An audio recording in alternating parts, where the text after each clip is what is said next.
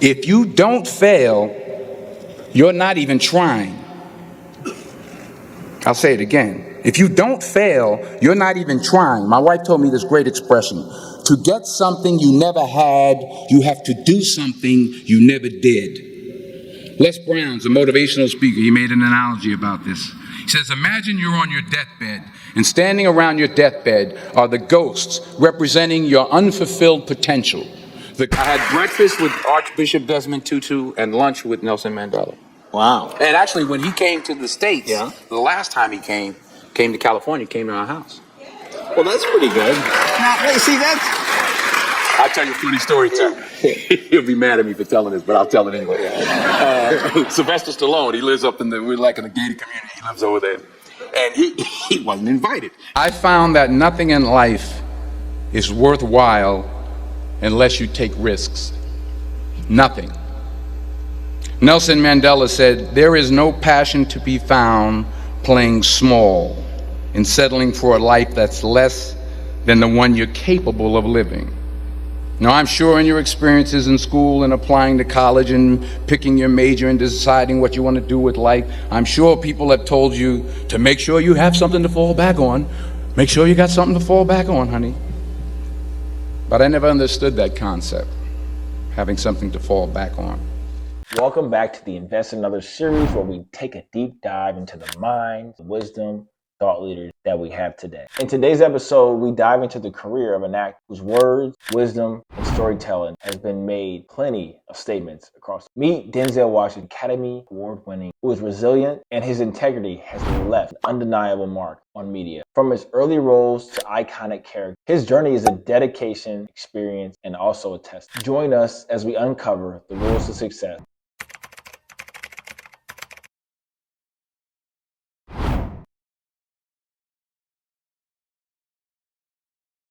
If you don't fail, you're not even trying. I'll say it again. If you don't fail, you're not even trying. My wife told me this great expression. To get something you never had, you have to do something you never did. Les Brown's a motivational speaker. He made an analogy about this. He says, imagine you're on your deathbed, and standing around your deathbed are the ghosts representing your unfulfilled potential. The ghost of the ideas you never acted on, the ghost of the talents you didn't use. And they're standing around your bed, angry, disappointed, and upset. They say, we came to you because you could have brought us to life, they say. And now we have to go to the grave together. So I ask you today, how many ghosts are going to be around your bed when your time comes? You've invested a lot in your education, and people have invested in you. And let me tell you, the world needs your talents, man, does it ever. I just got back from Africa like 2 days ago, so if I'm rambling on, it's because I'm jet lagged. I just got back from South Africa. It's a beautiful country, but there are places there with terrible poverty that need help.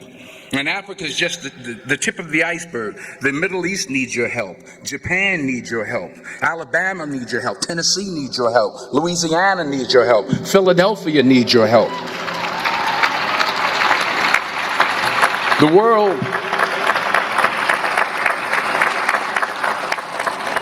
The world needs a lot, and we need it from you. We really do. We need it from you young people. I mean, I'm not speaking for the rest of us up here, but I know I'm getting a little grayer. We need it from you, the young people, because remember this. So you got to get out there. You got to give it everything you got, whether it's your time, your talent, your prayers, or your treasures. Because remember this. You will never see a U-Haul behind a hearse.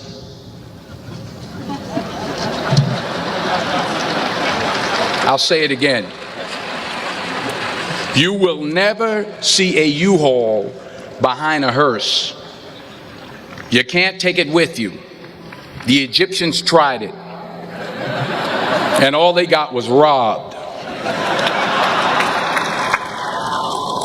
So the question is, what are you going to do with what you have? I'm not talking about how much you have.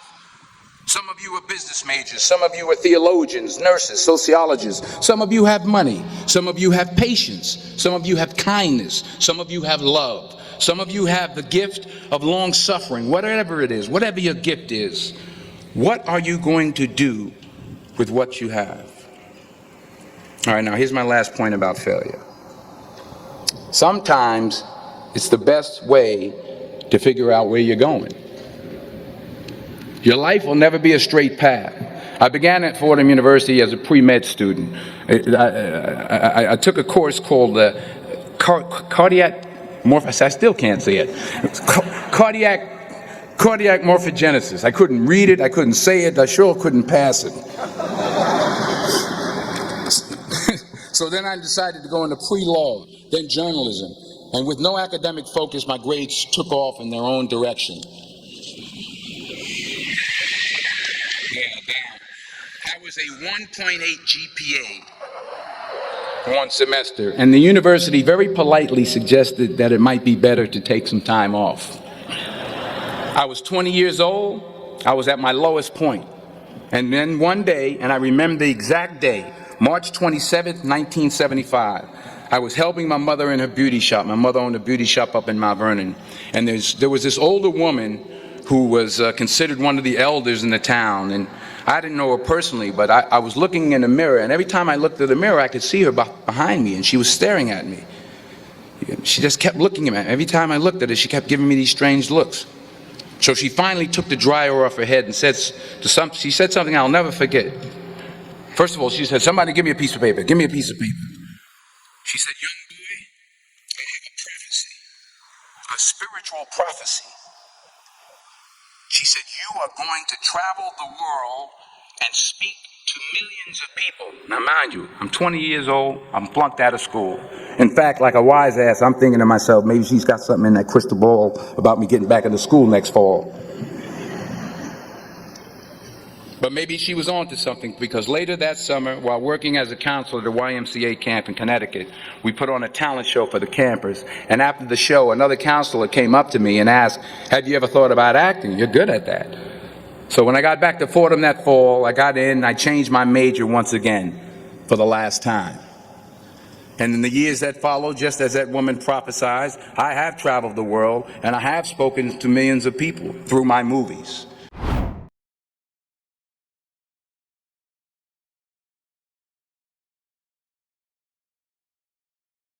My wife told me this great expression: to get something you never had, you have to do something you never did.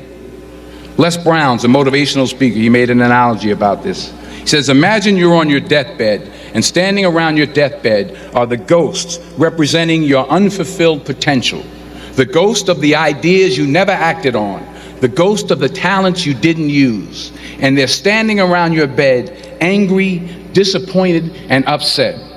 They say, we came to you because you could have brought us to life, they say. And now we have to go to the grave together. So I ask you today, how many ghosts are going to be around your bed when your time comes?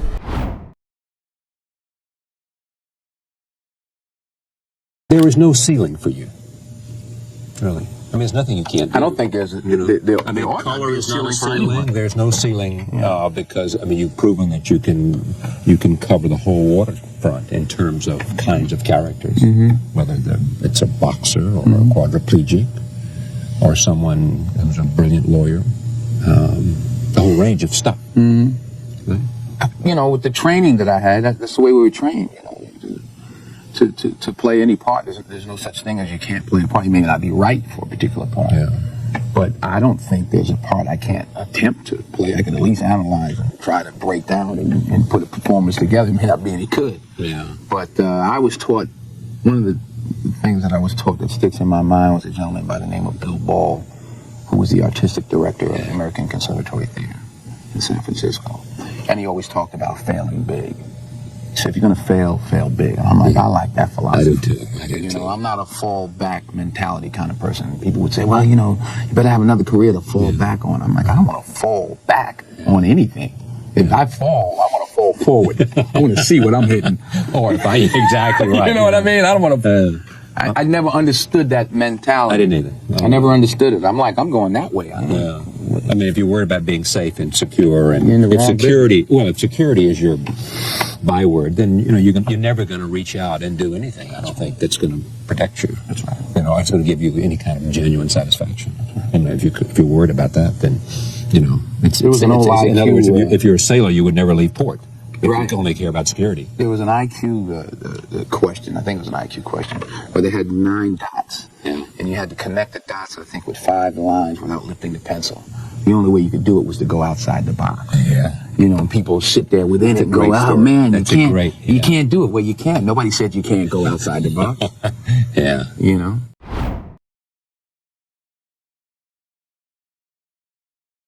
You will fail at some point in your life. Accept it. You will lose. You will embarrass yourself. You will suck at something. There's no doubt about it. And I know that's probably not a traditional message for a graduation ceremony, but hey, I'm telling you, embrace it, because it's inevitable. And I should know. In the acting business, you fail all the time. Early on in my career, I auditioned for a part in a Broadway musical. Perfect role for me, I thought, except for the fact that I can't sing. So I'm in the wings, I'm about to go on stage, but the guy in front of me, he's singing like Pavarotti. He's just, and he's just going on and on and on, and I'm just shrinking, I'm getting smaller and smaller. So they say, "Oh, thank you very much, and you'll be hearing from us." So I come out with my little sheet music, and it was Just My Imagination by the Temptations. That's what I came up with. So I hand it to the accompanist, and she looks at it and looks at me and looks out at the director and was like, "Nice." So I start, I'm gonna sing. I'm like, "It's just my imagination once again, and then coming away with me." And they're not saying anything, so I'm thinking I'm getting better. So I just start getting into it. It was just my imagination. Running. They say, "Oh yeah, thank you very much, Mr. Washington. Thank you." So I assumed I didn't get the job. But the next part of the audition, he called me back. The next part of the audition is the acting part of the audition. So I'm like, hey, okay, maybe I can't sing, but I know I can act. So they pair me with this guy, and again, I didn't know about musical theater. And musical theater is big, so they can reach everyone all the way in the back of the stadium. And I'm more from a realistic, naturalistic kind of acting where you actually talk to the person next to you. So I don't know what my line was. My line was, "Well, hand me the cup." And his line was, "Well, I will hand you the cup, my dear. The cup will be there to be handed to you." I said, "Oh, okay."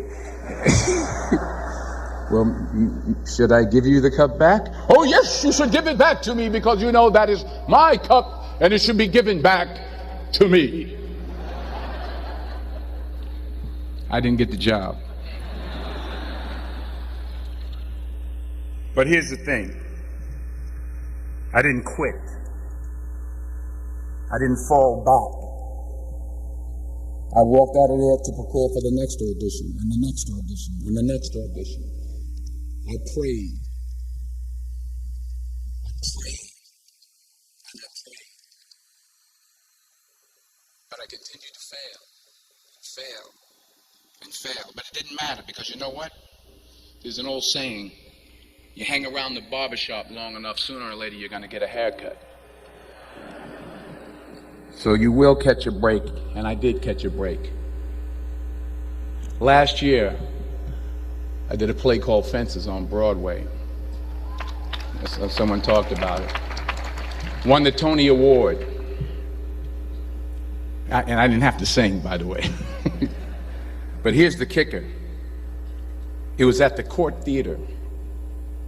It was at the same theater that I failed that first audition 30 years prior. The point is, and I'll pick up the pace, the point is, every graduate here today has the training and the talent to succeed. But do you have the guts to fail?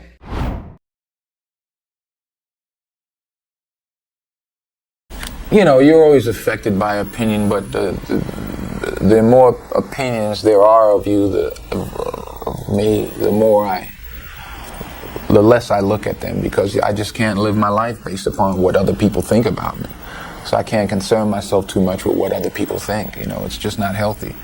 I don't think I could continue to do what I do if I was constantly worrying about what somebody thought about it.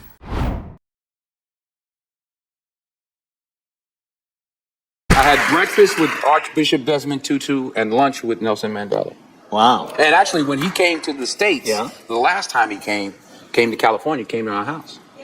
Well, that's pretty good. Now, hey, see, I'll tell you a funny story, Tim.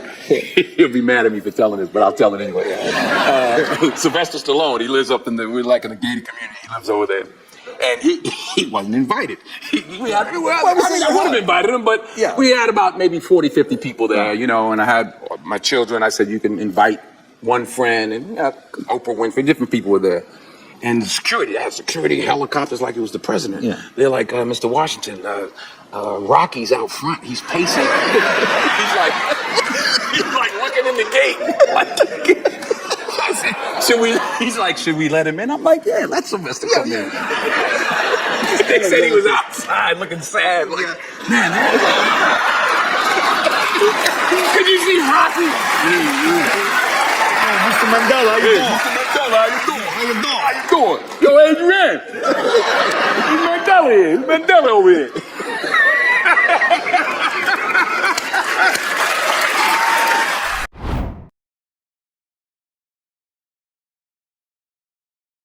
Family is important to you. Why is family so important to society? The universal stems from the specific, so I'll talk about my family. You know, I have a God-fearing, loving, faithful wife who has taught me so much about family. I'm from a broken home. Seeing her consistency in really running the household while I'm out hunting, you know, and understanding the importance of family. And, you know, I protect her, I love her, and I provide for her, and about 800 other ones. I don't know all the rest of them, but that's my job. But you know, they talk about the roles we have. No, but that doesn't mean one role is more important. Yes, I'm the breadwinner, but my children are winners because of my wife and the type of house she's established, and So she's the type of home she established. Yeah, so she's a nurturer, but yes, you play an important role because you subscribe to traditional family in terms of the mom, the dad, husband, the wife, and you talk about your own brokenness and woundedness that you came from, and many men are broken, you know, suffering from either absentee father or not a great relationship with their father. And there are many men, tens of thousands of men who are going to be watching this, who look at you and the work that you've done in films, and you become a hero, and heroes are important to us. They elevate us, they inspire us, they give us hope. But there is a common theme about manhood that comes through your films. An expression of redemption, sacrifice, and salvation, and liberation. Is that intentional? March 27, 1975, a prophet named Ruth Green prophesied that I would travel the world and preach to millions of people. I was flunking out of, I had flunked out of college. I was in my mother's beauty shop, and she kept looking at me in the mirror. And every time I looked up, she was looking at me. So she wrote it down. I still have a piece of paper. I've told this story before. She didn't say you're going to be an actor. She didn't say you're going to make, movies, you're going to make millions of dollars and all that. Make a long story long, 1982, I was filled with the Holy Spirit. It just wasn't ready. Going back to your question, rationalize, justified, if you will. what I was doing by speaking through my work. I asked the pastor, Bishop Blake, I said, well, do you think, I told him that story, I don't know how many years ago, do you think I should be a pastor? What she told, he said, no, you have your pulpit. So I always looked for that, for lack of a better word, angle. What's the story? That the only thing I wrote on the cover of Training Day was the wages of sin is death. I had the end of that film changed. In order for me to justify living in the worst way, I had to die in the worst way. He died in a very small way in the script. But I purposely wanted him to be knocked down on the ground and crawl like a snake. I purposely wanted everyone in the community to turn on him, and I wanted him to die in the most violent way. So for many, many years and decades, I did that through my work and through my philanthropy and through being a good guy and all of those things. That's not the case anymore. What my mother said to me was, Denzel, you do a lot of good, but you must do good the right way. She said, and you know what I'm talking about. Can't buy your way in. Can't love your way in.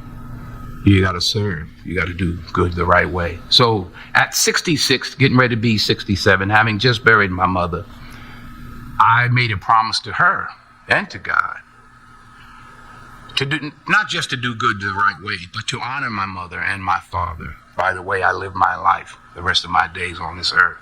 I'm here to serve, to help, to provide. In every prayer, the ego's interesting, you just don't know. But in every prayer, all I hear is feed my sheep. That's what God wants me to do. I'm like, well, wait a minute, what's that mean? Well, what I found out in the last couple of years of hearing it, that there's all kinds of sheep. Not everybody wants to go right to the... So that's why I talk to experienced shepherds like yourself to help guide me. So to make a long story longer, going back to your question, it can be wobbly. The world has changed. What is our role as a man? The John Wayne formula is not quite, doesn't fit right now. But strength. Yes, I've been high up on the mountain. I've been blessed. But that's a slippery slope. I found that nothing in life is worthwhile unless you take risks. Nothing. Nelson Mandela said, there is no passion to be found playing small and settling for a life that's less than the one you're capable of living.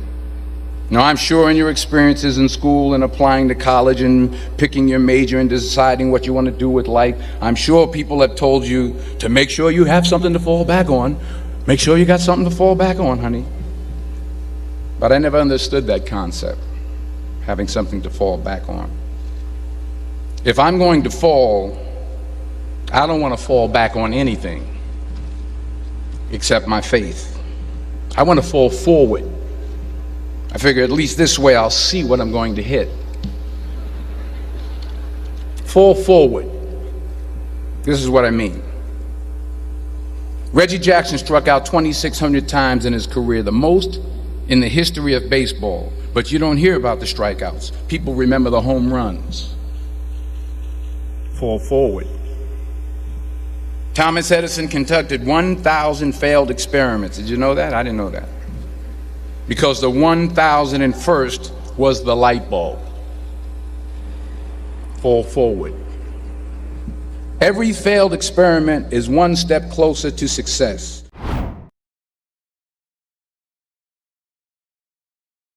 Dreams without goals are just dreams. Come on. And ultimately, they fuel disappointment. Exactly. On the road to achieving your dreams, you must apply. This all comes from Pastor Bernard. I just stole it. It sounds familiar. Yeah, it sounds familiar. You must apply discipline, but more importantly, consistency. Because without commitment, you'll never start. But without consistency, you'll never finish. These are all things I learned from you. So the position I have, the money I have, the stardom I have, the joy that or pain or whatever I've given to people through the films that I've done don't make me any better. Leave room to learn. And all this to say today, we'll see you guys in the next video, and I hope that you liked this video. Be sure to implement these rules to your everyday success because it's on the way. Don't forget to hit that like button and share this with your friends. Also, I will link the books that are created by this author down below. Check out the description. Don't forget to subscribe and also comment below whatever you think your favorite rule to success is.